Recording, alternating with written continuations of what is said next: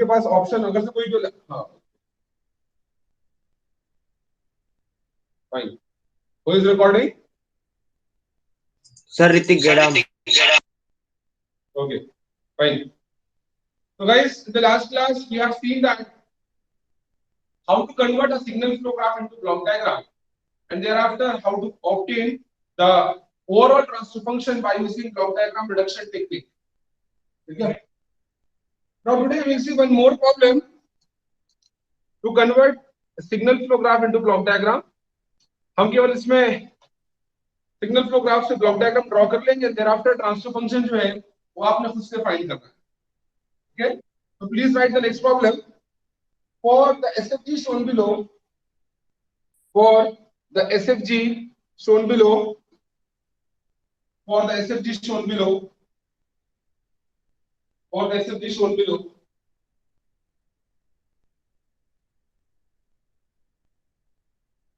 number 1 draw the block diagram draw the block diagram and number 2 obtain the overall transfer function obtain the overall transfer function is everything written on the board clear to you Yes, sir. Yes, sir. okay fine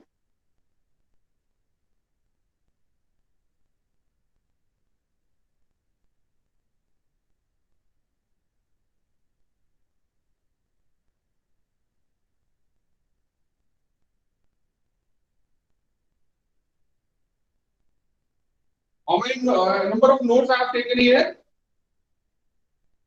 7. and 8. 8 notes there well 8 notes are there okay the first node it belongs to input hour phase next I am connecting these two nodes with branch gain 1 next again branch gain 1 the next branch is having gain G1 the branch which connects next two nodes having gain as G2 thereafter G3 thereafter G4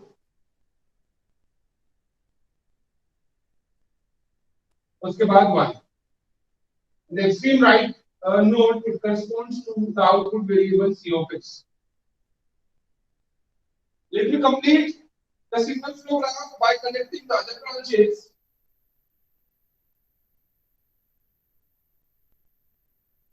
there is a branch with gain G5 in this direction okay then G1 G2 को cover कर रहा है feedback path with gain minus H1 okay the next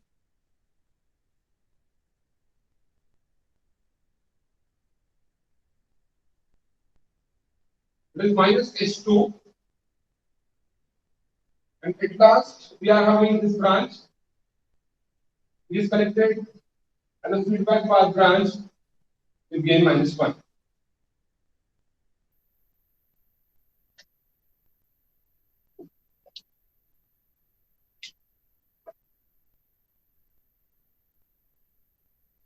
okay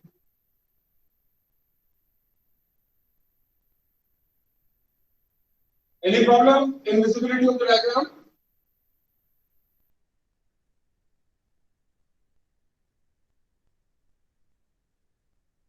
any problem with the visibility of the this diagram No, sir. No, sir. okay fine so the first part we are asked to draw the block diagram part 1 to draw block diagram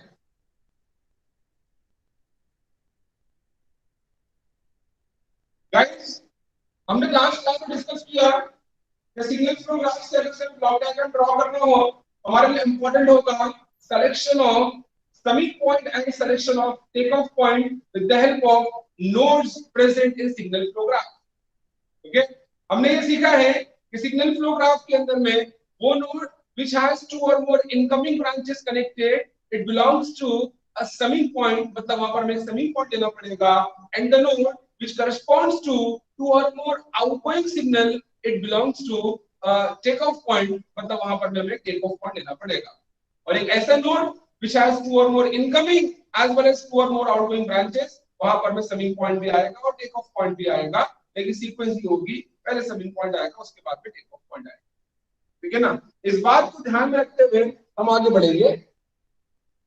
ये first node है, ये first node तो input node इसको हम छोड़ देंगे। इस second node की अगर से बात करें, this node will have two incoming and one outgoing branch.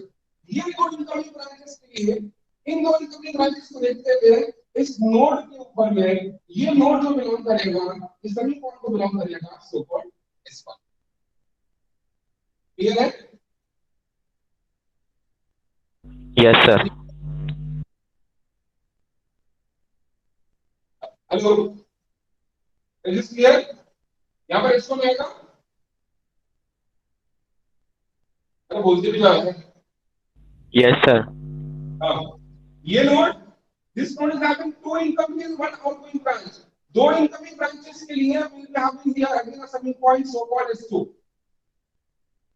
इस नोड की अगर से बात करें, this node is having two incoming as well as two outgoing branches, मतलब ये नोड समिंग पॉइंट को भी बिलोंग करेगा और टेक ऑफ पॉइंट को भी बिलोंग करेगा, लेकिन सीक्वेंस ये होगी कि पहले समिंग पॉइंट आएगा S3, उसके बाद टेक ऑफ पॉइंट आएगा T1।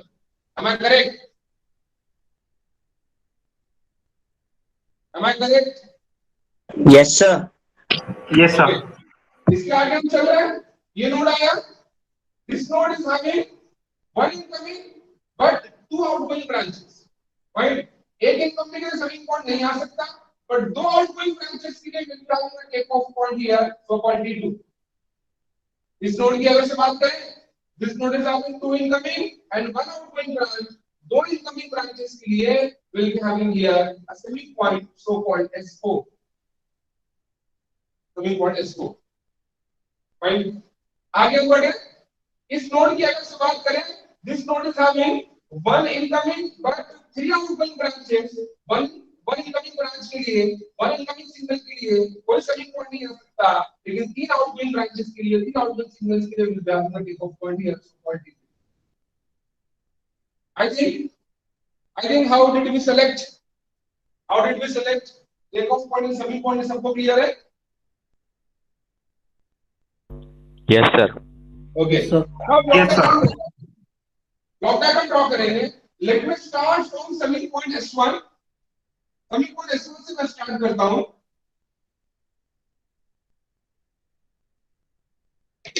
Okay, summing point S1 से मैं स्टार्ट करता हूं।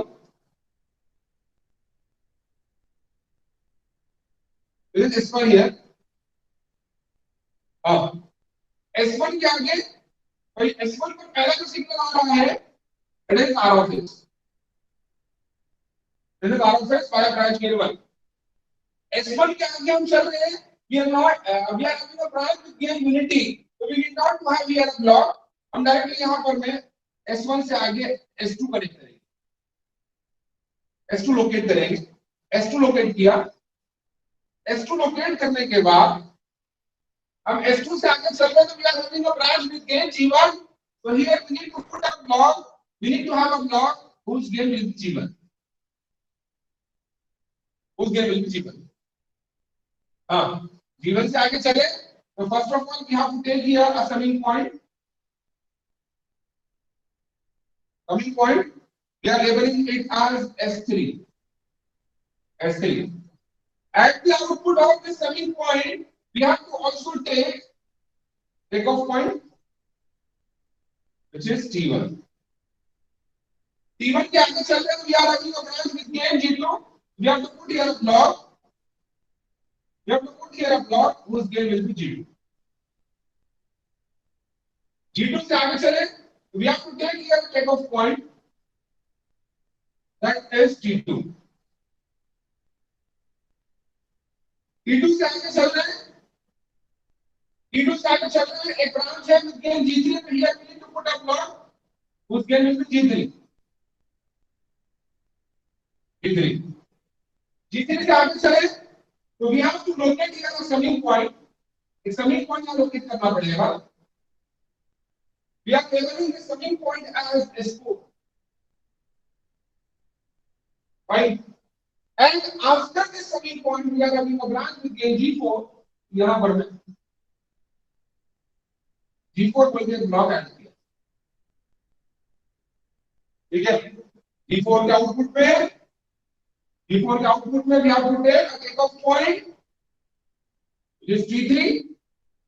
Ahead of T3, directly we are having output COS. ठीक है. अब अलग-अलग जो takeoff points हैं, उनसे signals निकालकर, उनसे particular branches निकालकर through various blocks, हमें अब उनके respective जो समिंग पॉइंट से वहां तक पहुंचाना है और हमें अपना ब्लॉक डायग्राम कंप्लीट करना है. सबसे पहले T1 से पहला सिग्नल अगर आप देखें, है ना, T1 के लिए सिग्नल कहां है, कहां जा रहा है बेटा, S4 जा रहा है. इस ब्रांच के थ्रू जाना उसका गेन G5 है. तो T1 से हमने सिग्नल लिया, है ना, एक ब्लॉक लिया, इसका गेन रखा हमने G5 और कनेक्ट किया हमने समिंग पॉइंट, है ना. T1 से दो आउटपुट सिग्नल जा रहे थे, भाई कंप्लीट कर दिए. T2 से दो आउटपुट सिग्नल जा रहे हैं, पहला जा रहा है वाया G3 जो कि हमने ऑलरेडी कनेक्ट कर दिया, दूसरा जा रहा है वाया -H1, कहां जा रहा है S2 को. तो ये जो ब्लॉक आएगा ये फीडबैक पार्ट के अंदर का आएगा. तो T2 से हमें S2 कनेक्ट करना है. तो T2 से S2 कनेक्ट करेंगे बेटा. 5 का जो गेन है वो रख देंगे H1 और यहां पर में फीडबैक का साइन लगा देंगे नेगेटिव. क्लियर सब लोगों को. उसके बाद T3, बच्चों T3 से जो पहला सिग्नल आ रहा है वो आ रहा है S3 को और जिस ब्रांच के थ्रू आ रहा है उसका गेन -H2 है. तो what we can do is we can take a feedback path from T3, we'll keep the gain of this feedback path as H3 and we will assign the feedback sign as negative. इसी T3 से एक दूसरा feedback path भी आएगा with gain -1 और कहां पर आ रहा है वो S1 को आ रहा है. गेन क्योंकि 1 है इसलिए we need not to take और we need not to have here a block. हम डायरेक्टली यहां से ब्रांच उठाएंगे, और उसको यूनिटी फीडबैक पाथ के थ्रू यहां कनेक्ट कर देंगे. फीडबैक का साइन है minus. Is diagram clear to everyone? Diagram तो क्लियर है?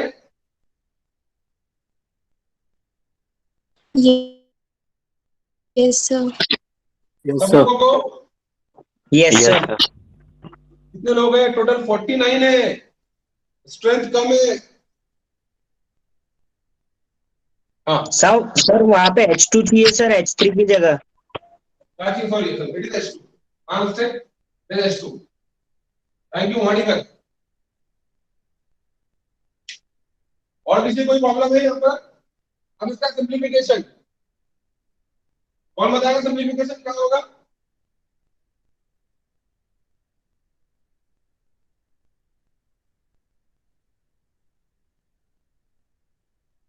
हाँ, इस ब्लॉक डायग्राम को रिड्यूस करना है पार्ट 2 के अंदर में.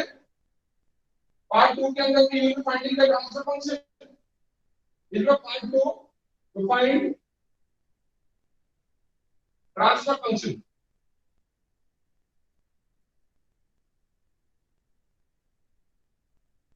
Find transfer function.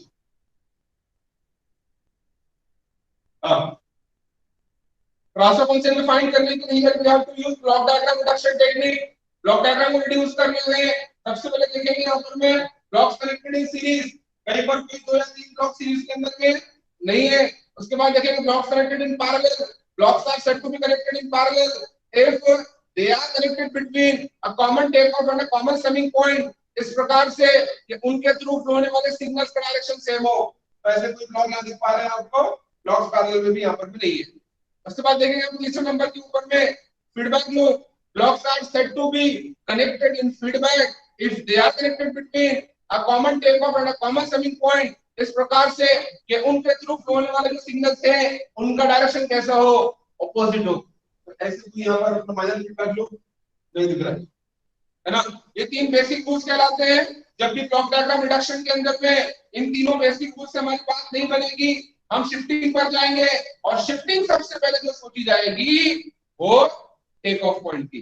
Block diagram में कोई ऐसा टेक ऑफ पॉइंट जिसको किसी ब्लॉक के राइट में शिफ्ट किया, हमने सीखा है कि we always try to shift take off point after a block. तो ब्लॉक डायग्राम के अंदर में कोई ऐसा टेक ऑफ पॉइंट जिसको किसी ब्लॉक के राइट में शिफ्ट किया तो हमारा कोई फायदा होता हो, टेल मी।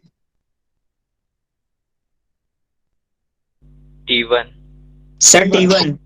एग्जैक्टली, अगर से हमने इस T1 को शिफ्ट कर दिया अहेड ऑफ G2, राइट, उससे क्या होगा कि ये दोनों ब्लॉक कैसे आ जाएंगे,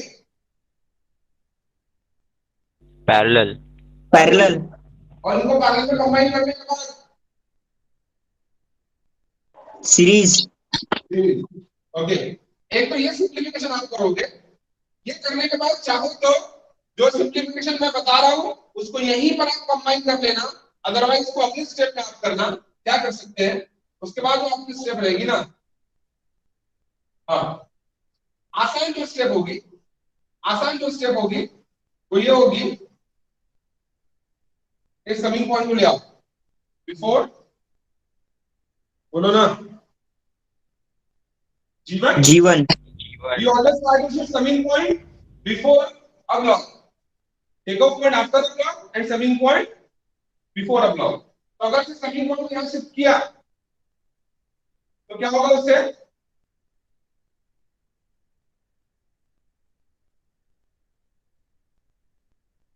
summing point को यहाँ शिफ्ट करने से क्या फायदा होगा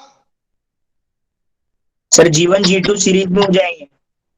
G1 G2 सीरीज में आएंगे, उसके साथ रिकॉर्ड फायदा इसका होगा, क्या फायदा रिकॉर्ड होगा sir, S2 S3 adjacent summing point बन जाएंगे तो ये समिंग पॉइंट आ जाए तो एडजेसेंट समिंग पॉइंट अगर से आ गए तो they can be interchange by using this law, associative law. आप देखोगे जब आप उन एडजेसेंट समिंग पॉइंट्स को एसोसिएटिव लॉ के द्वारा इंटरचेंज करोगे 110% आपका ब्लॉक डायग्राम जो है वो सिंपलीफाई हो जाएगा।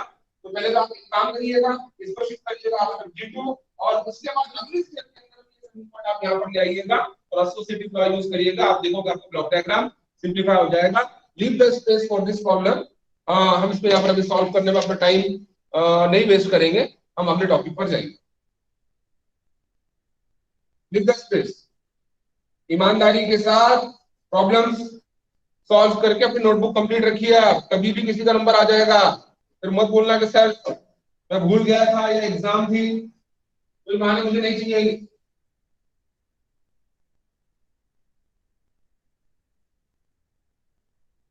हम ब्लॉक डायग्राम और एसएससी को लेकर सेकंड क्लास टॉपिक पर है। अब तक हमने कितने टॉपिक सीखा,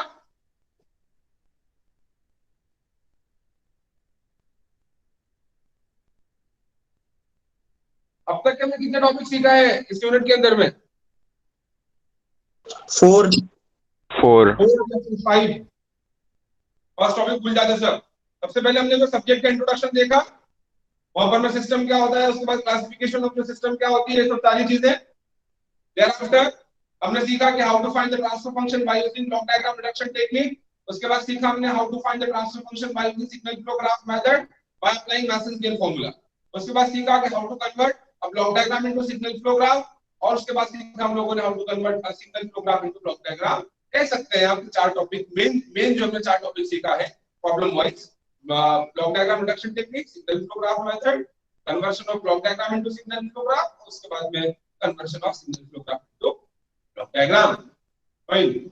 Now we are going to see if we are given a set of linear equations representing a particular system, then उन equations की हेल्प से how to draw signal flow graph and thereafter how to obtain the transfer function. ये तुमको आता ही है by using mathematical formula.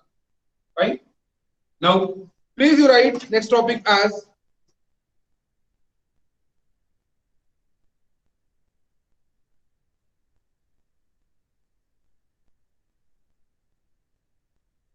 this construction of SFG from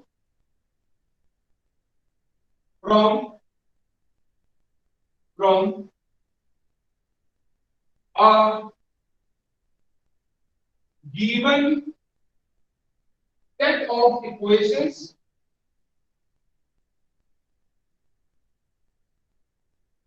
from a given set of algebraic equations. Important है.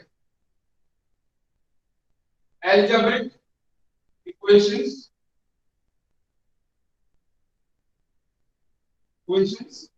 and determination of transfer function and determination of transfer function. In this title, you especially underline what? क्या underline किया मैंने? क्या underline किया है? Algebraic equations. Algebraic equations, yes.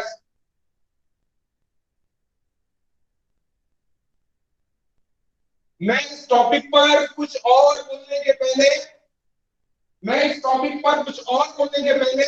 आपको ये clear कर दूं कि जब भी हमें इक्वेशंस की हेल्प से एसएफजी ड्रॉ करना होगा, इक्वेशंस की हेल्प से एसएफजी ड्रॉ करना होगा, तो जो इक्वेशंस हमारे पास में होगी वो इक्वेशंस कैसी होना चाहिए? बोलो. अलजेब्रिक. एल्जेब्रिक इक्वेशंस होनी चाहिए. ठीक है? हाँ, आगे चल रहे हैं हम लोग. ओके, हम डायरेक्टली एक प्रॉब्लम लेंगे और उस प्रॉब्लम से हम सीखेंगे कि how can we draw the signal flow graph from a given set of algebraic equations. Right problem. Consider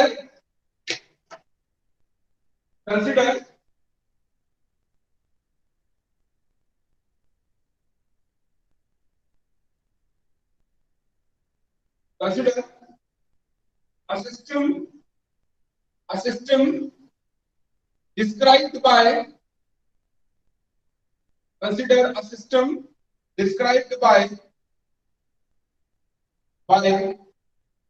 the following set of equations. Consider a system described by the following set of equations.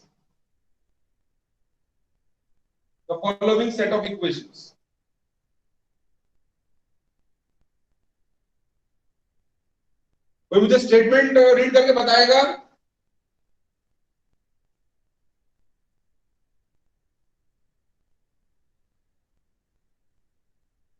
Anyone who can read the statement? Consider a system described by following set of equations. Okay. Right. The equations are x2 is equal to a12 x1 plus a32 x3 a42 x4 plus a52 x5. a52 x5.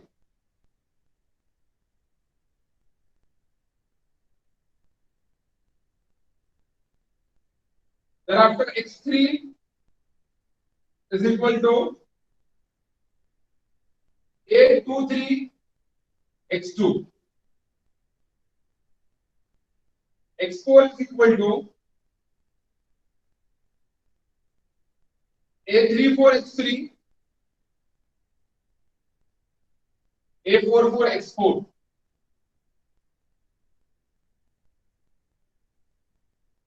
and x5 is equal to A35x3 plus A45x4. A45x4.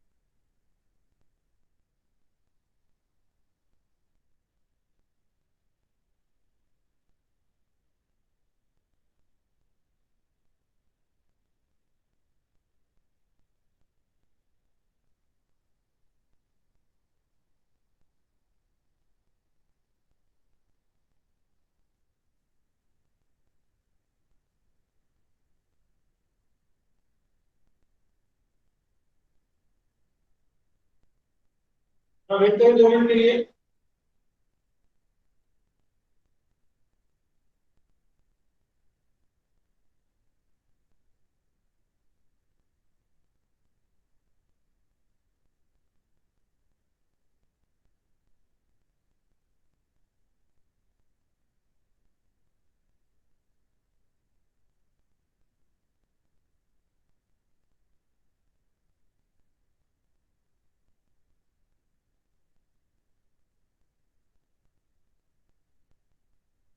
Okay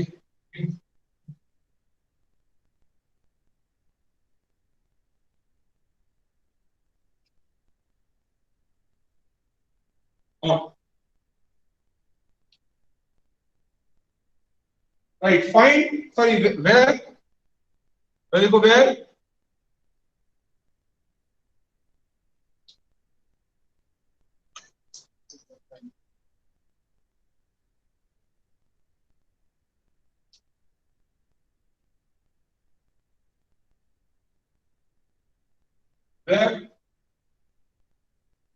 x1 is equal to, where x1 is equals to input variable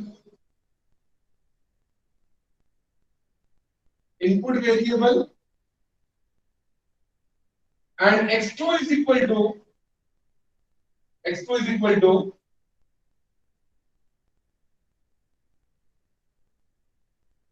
output variable.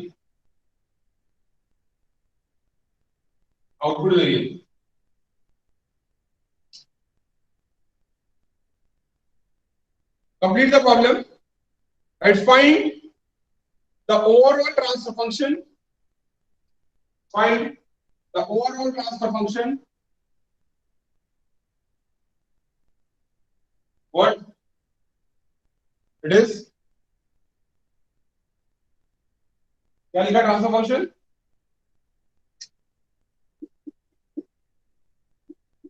Transfer function क्या है? x5 upon x1. It is x5 upon x1 by using Maxwell's formula. By using Maxwell's formula.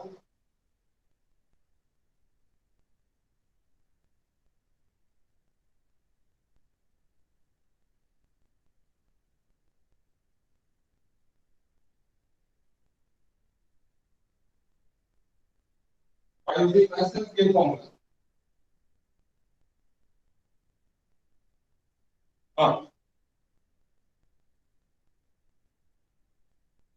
So we are given here a set of equations defining a system, और उसके लिए हमें कहा गया है कि draw the signal flow graph and obtain the transfer function by using Maxwell's formula. ये फिर डायरेक्ट बोला है, हाँ ठीक, नहीं डायरेक्ट बोला है कि find the overall transfer function by using Maxwell's formula. We apply overall transfer function, we apply Maxwell's formula where अरे मैसेज के फॉर्मूला कहां अप्लाई करते हैं?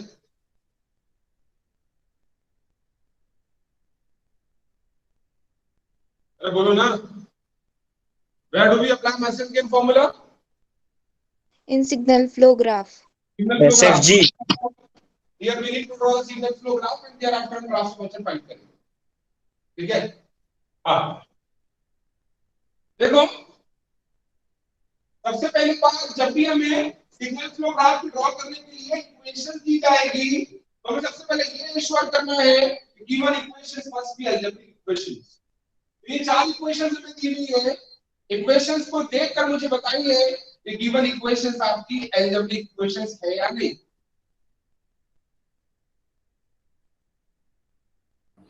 है सर. बोलो.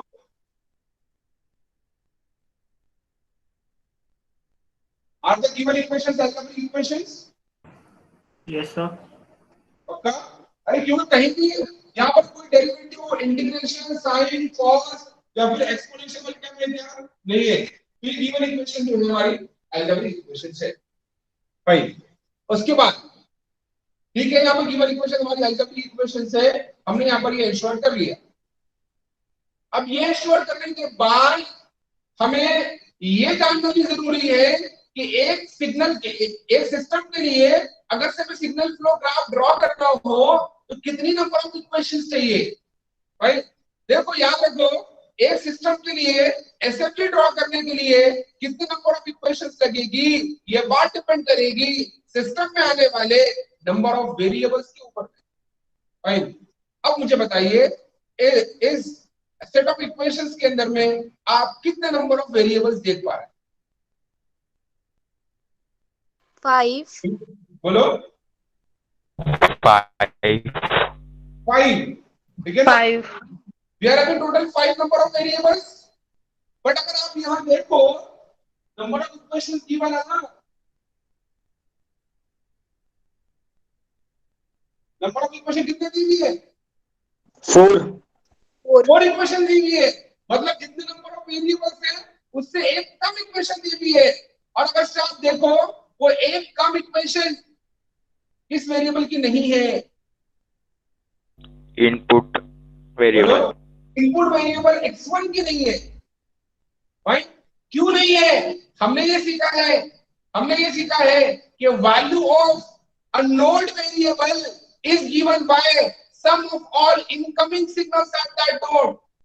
हमने एसएफजी के फंडामेंटल्स में ये बात सीख रखा है कि value of a node variable is given by sum of all incoming signals at that node. अरे इनपुट नोड की परिभाषा ये कहती है, इनपुट नोड का डेफिनेशन ये कहता है कि इनपुट नोड ऐसे नोड को हम कहते हैं which has all outgoing branches. Right. उसके पास कोई भी इनकमिंग ब्रांच नहीं होगी. अगर इनपुट नोड के ऊपर में कोई भी इनकमिंग ब्रांच नहीं होगी तो मेरे बच्चों याद रखो, इनपुट नोड को डिफाइन करने के लिए we need not to have any, बोलो, Algebraic equation. Equation.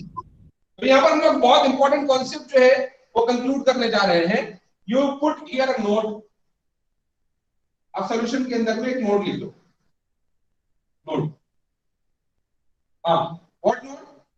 Number of equations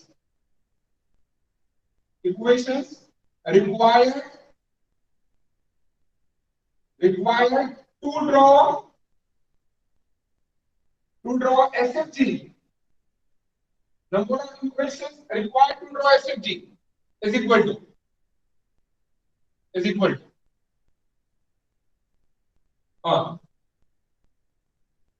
is total number of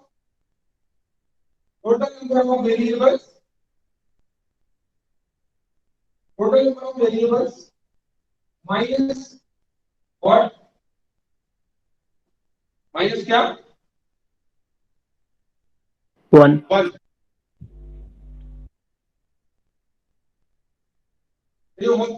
हम 1 माइनस कर रहे हैं. It is what? Number of what? Input variable. Number of input variable.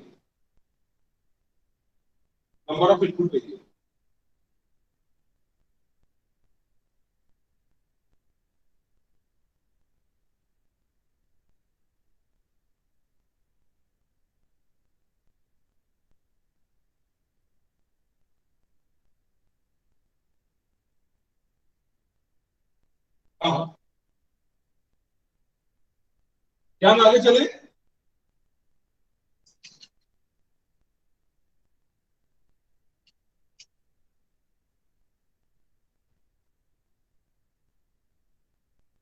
क्या हम आगे चले? Yes, sir. Yes, sir. Okay, अबे काम ये आप ये करिए या वो काम। हाँ, तो एक मिनट नोट लीजिए हम लोग।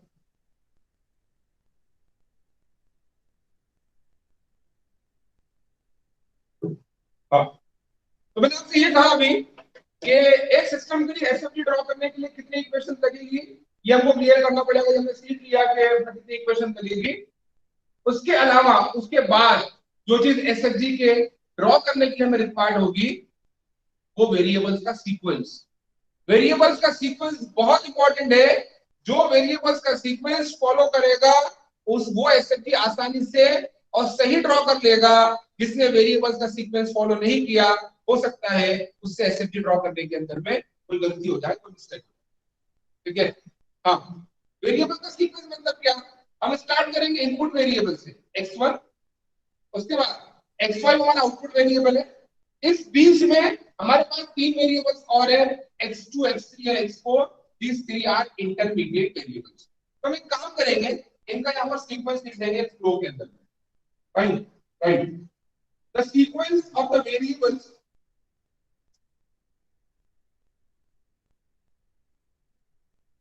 the sequence of the variables is variable का सीक्वेंस। एसएफटी को ड्रॉ करने के लिए ये सीक्वेंस बहुत इंपॉर्टेंट है। एसएफटी को ड्रॉ करने के लिए सीक्वेंस बहुत इंपॉर्टेंट है। पहला हमारा वेरिएबल x1 है, दूसरा वेरिएबल हमारा x2 है, तीसरा हमारा वेरिएबल x3 है, चौथा वेरिएबल x4 एंड पांचवा वेरिएबल x5। ठीक है, अब इन पांच वेरिएबल्स के अंदर से x1 के लिए we need not to have any equation, ये क्रॉस का सिंबल लगा दो।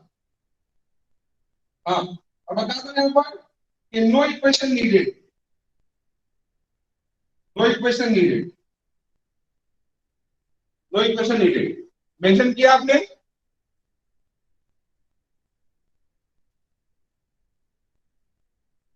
और मेंशन किया क्या?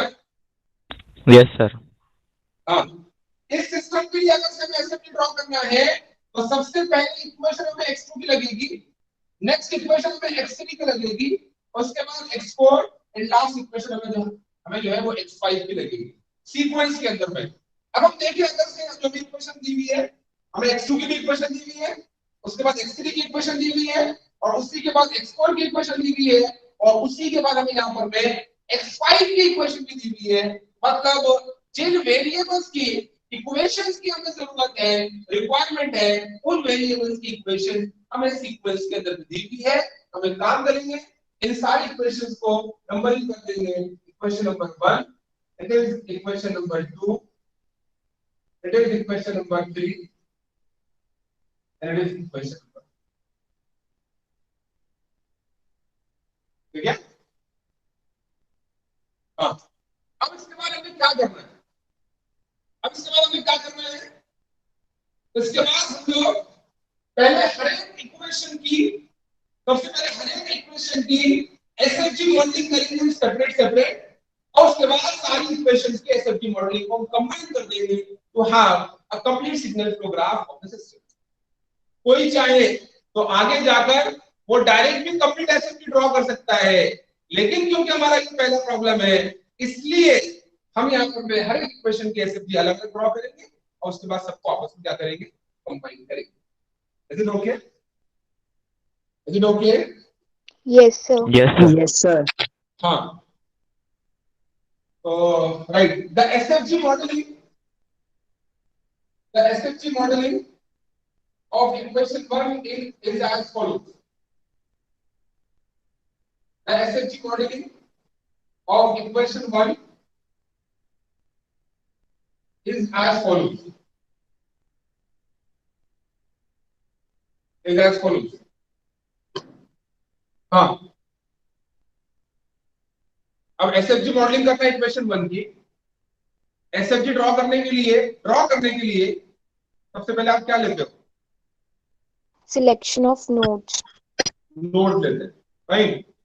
सिग्नल फ्लो ग्राफ के अंदर में आने वाला नोड, हर एक नोड क्या रिप्रेजेंट करता है?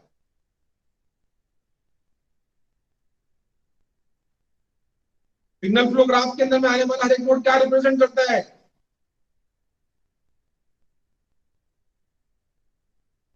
अरे बोलो ना, what does a node of signal flow graph represent?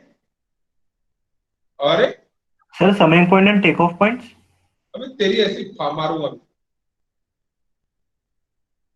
अरे सिग्नल फ्लो ग्राफ के अंदर में आने वाला नोड क्या रिप्रेजेंट करता है? Variable. अरे वेरिएबल ना, अरे नोड की परिभाषा, a node represent system variable.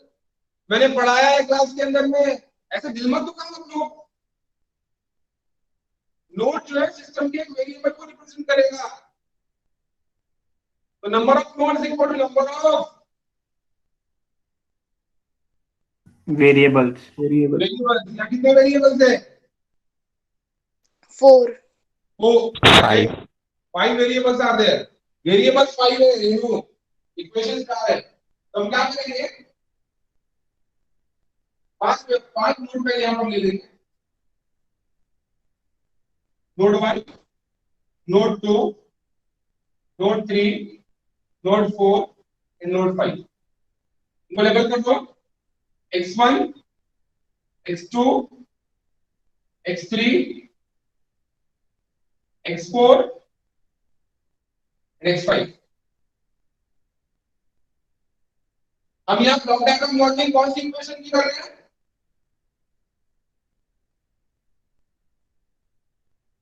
अरे बोलो। First equation.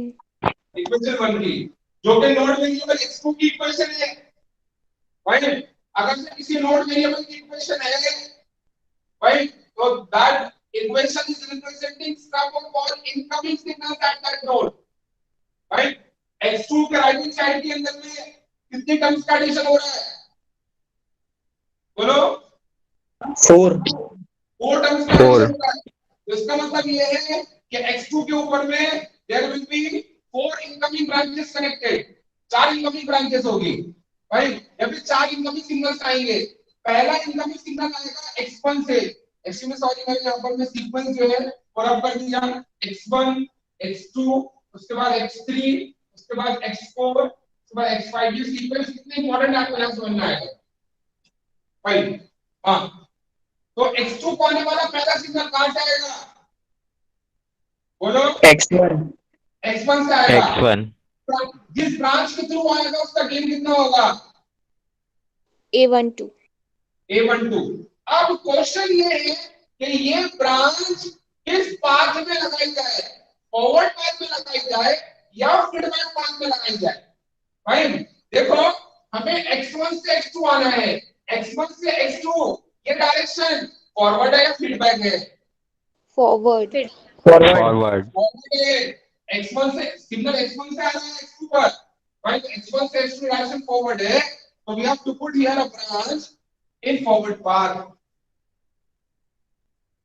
x1 से x2 a branch in forward path with gain a12। is it okay? Is it okay? Yes, sir. Yes, sir. Yes, sir. Next signal जो x2 को आ रहा है वो कहां से आएगा है? X3. X3। x3 से आ रहा है। x3. और जिस ब्रांच के थ्रू आ रहा है उसका गेन कितना है? A32. 832. अब क्वेश्चन ये है कि ये ब्रांच कौन से पाथ में लगाई जाए, फॉरवर्ड पाथ में लगाई जाए या फीडबैक पाथ में लगाई जाए? हम x3 से x2 आना चाहते हैं।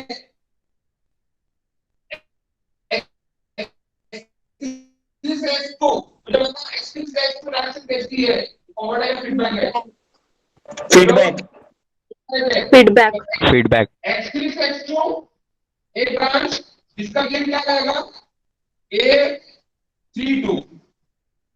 समझ में आ रहा है क्या? जरा पास करो। उसके बाद नेक्स्ट सिग्नल कहां से आ रहा है? x4 से। हाँ, x4 से जिस ब्रांच के थ्रू आना अगेन a4 2, x4 से x2 अगेन की डायरेक्शन कैसी है? फीडबैक फीडबैक है, तो x4 से x2 एक ब्रांच कनेक्ट करेंगे, whose gain will be a4 2. Next signal on x2 is coming from x5, जिस ब्रांच के थ्रू आएगा उसका गेन a5 2 होगा। अब ये ब्रांच कहां लगाई जाएगी? हाँ, तो x5 से हम x2 आ रहे हैं, x5 से x2 डायरेक्शन कैसी है? ये भी फीडबैक है, तो we have to put here a branch in feedback path whose gain will be a5. This is the SFG modeling of equation number 1. Equation 1 का क्या काम खत्म हो गया? इक्वेशन 1 का क्या काम खत्म हो गया? Now SFG modeling of equation 2. SFG modeling of equation 2. SFG modeling of equation 2. जरा पास करो। SFG modeling of equation 2. Equation 2 ऐसे लिखा है, ठीक है? Once again, we have to take notes, 5 notes. 1, 2, 3, 4, and 5. Labeling x1, x2, x3, x4, and x5. है ना? Equation 2 अगर देख रहे हैं, नोड वेरिएबल x3 की इक्वेशन है, जिसके राइट हैंड साइड में एक ही टर्म दिख रही है। इसका मतलब ये होगा कि x3 को एक ही इनकमिंग सिग्नल आ रहा है जो कि x2 से आ रहा है विद गेन a23, तो ब्रांच लगाना पड़ेगा x नोड 2 और 3 के बीच में a23। अब हमें x3 से x2 आना है। हाँ, x3 सॉरी x2 से x3 जाना है। ये डायरेक्शन वाली जो है वो फॉरवर्ड है, फीडबैक है, बोलो फॉरवर्ड है। तो here we have to put a branch in forward path connecting x2 and x3 with gain a23. Is it over? Is it over?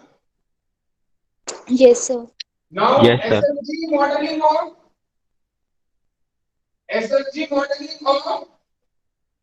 equation 3. SFG modeling of equation 3. Once again, we have to take here 5 notes. 5 notes हमें यहाँ लेने पड़ेंगे फिर से। हाँ, node 1, 2, 3, 4 and 5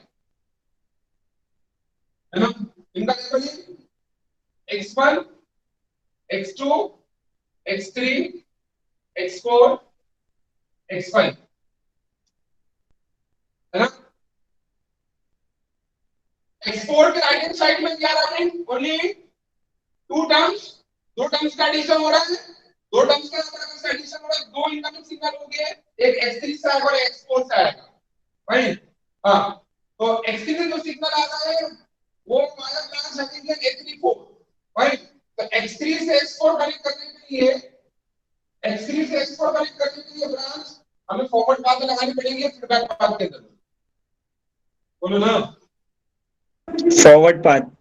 तो x3 से x4 branch gain कितना? a34।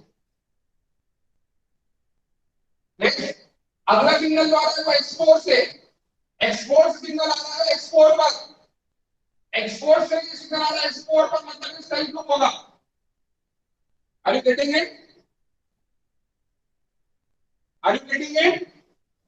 Yes, sir. इसका गेन होगा a42। No forward path, no feedback path, it will be a straight flow. Starting from and terminating at x4.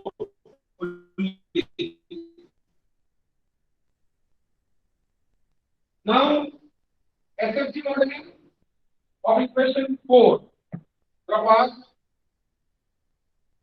SFG modeling of Equation 4. Equation 4. once again हमें यहाँ पर 5 notes देने पड़ेंगे. 5 notes. Let me take 5 notes again. x1, x2, x3, x4 and x5. पहले सुनिए कहां से आ रहा है? x3 से आ रहा है. x3 से x5. x3 से x5 का डायरेक्शन फॉरवर्ड या फिर बैक? अरे बोलो. फॉरवर्ड. फॉरवर्ड. तो x3 से x5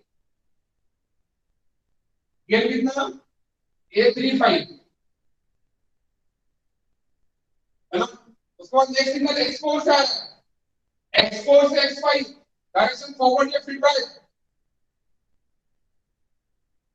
फॉरवर्ड. फॉरवर्ड. फॉरवर्ड. ये कितना? a45. Okay. Now we have to draw overall SFG of the system.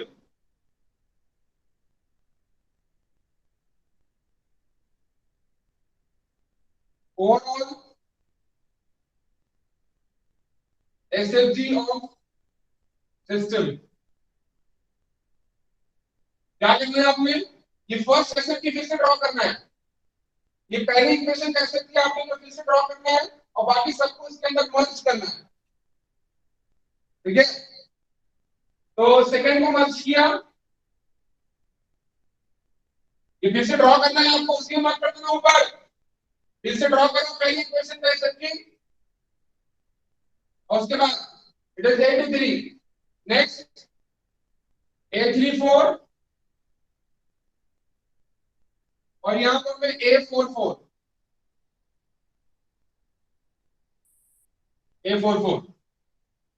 Next ये है it is from x3 to x5. x3 to x5 again is a35. Then x4 to x5 again is a45.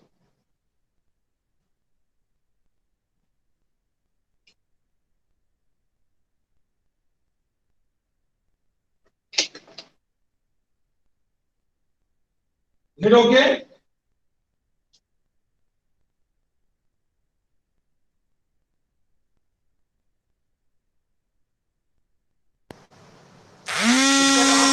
आपको find करना है. Note paper कर सकते हैं.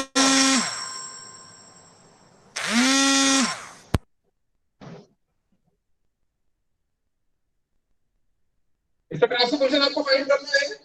आप इसके लिए नोट रेफर कर सकते हो जाएगा ये सारे लोग. Yes, sir. Yes sir. शायद एग्जाम के पहले ही आखिरी क्लास है आपकी. अभी एग्जाम से 6 अप्रैल से, तो उस बीच में आपकी क्लासेस नहीं होगी.